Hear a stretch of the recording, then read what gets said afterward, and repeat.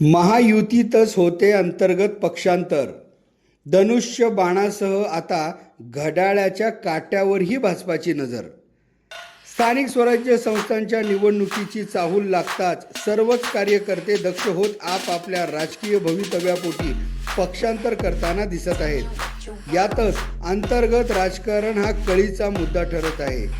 याची प्रचिती म्हणजेच शिवसेना पक्षाचे संपर्क प्रमुख आणि माजी मंत्री तानाजी सावंत यांचे बंधू आणि त्यांचे समर्थक पदाधिकारी यांनी पक्षास जय महाराष्ट्र करत भाजपात प्रवेश करणार असल्याचे जाहीर केले.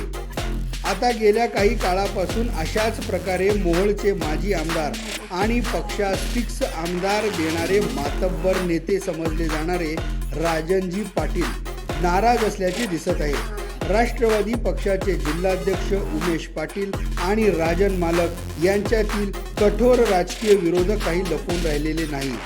त्यातच शहर अध्यक्ष संतोषभाऊ पवार, कार्याध्यक्ष जुबेर बागवान यांची राजन मालकाशी असलेली जवळीक, त्याचबरोबर राजन मालकांच्या साक्षीने शहर अध्यक्ष संतोषभाऊ पवार यांनी प्रदेशाध्यक्षांकडे जिल्हाध्यक्ष असलेले उमेश पाटील यांची केलेली तक्रार, तर दुसरीकडे माननीय मुख्यमंत्री महोदयांचे अत्यंत विश्वासू आणि जवळचे असलेले आमदार सचिन दादा यांची मोहोळ तालुक्यातील सावळेश्वर येथील विकास कामाच्या उद्घाटन कार्यक्रमात असलेली उपस्थिती आणि यातच राजन मालकांचे शब्द हे प्रमाण असल्याचे केलेले वक्तव्य म्हणजेच राजन मालकाचे भाजपात विशेषतः मुख्यमंत्री महोदयांकडे असलेले स्थान या वक्तव्यातून दर्शविण्याचा प्रयत्न केल्याचे समजले जाते.